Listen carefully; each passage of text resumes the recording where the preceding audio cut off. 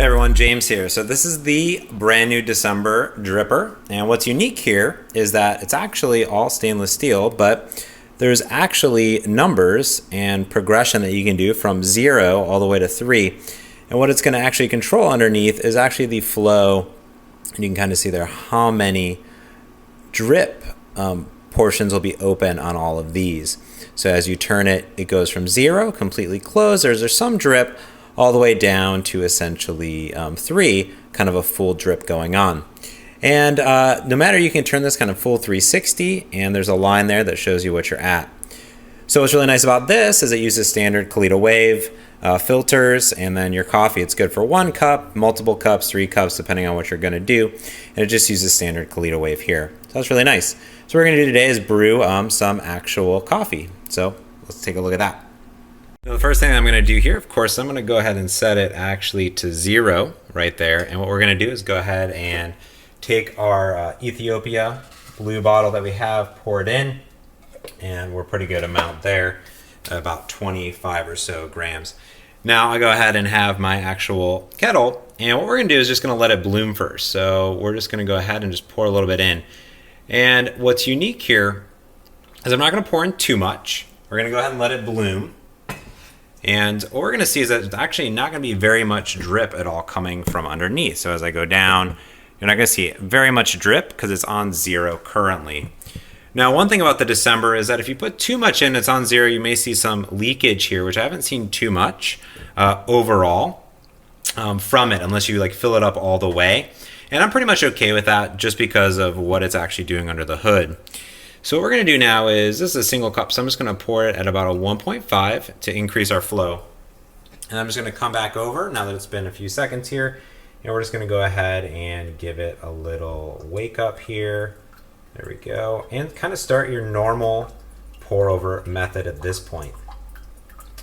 Now, it's really what I like about this is that you can go ahead and increase or decrease the flow at any time. And if you want it to brew a little bit faster, have a little bit more coffee, you can do that.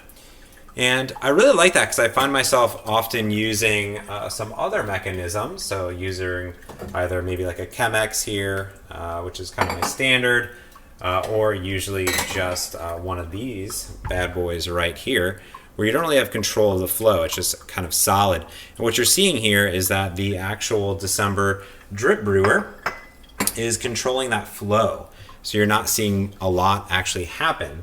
So as I go ahead and pour more here, what we can do is we can go ahead and increase that flow a little bit more. So if I go ahead and fill it up again here, let's go ahead and see, and you can actually see like in action as I go all the way up to, let's say, like a 3. And what you're going to see is that it actually increases the overall flow underneath of what's happening down under there. So as we're actually dripping through, there we go. And we can actually attempt to look up, and if we could, let's see here, of the actual flow. There we go.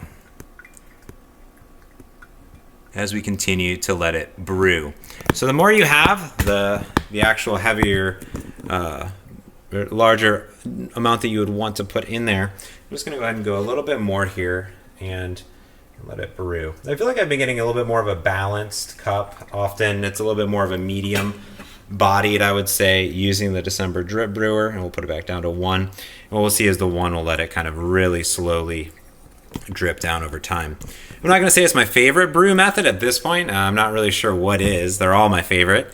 But I really enjoy the quality here. There's actually a rubber mesh up top because this down here can get extremely hot. So what I normally find myself doing is picking this up and then just dumping it over into the trash. And you can brew a cup of coffee in just a few minutes here. We're at about 3:30 or so, and my cup of coffee is essentially ready to go. You could put the December brewer on top directly on the cup. I've done that. That way you can just kind of pick it up and see where it's at. Or you can go ahead and put it on something like this Hario dripper as well to get your cup a brewing. And that's it. I really enjoyed the December brewer thus far. It's kind of one of my new favorite tools. We'll kind of see how it competes over time with my V60. But right now, you can go ahead and find the information about the December drip brewer in the notes below and read the full review over on blenders.fm and subscribe to Coffee House Blunders. We record each and every week talking about coffee, chess, and tech. Until next time, I'm James from blunders.fm.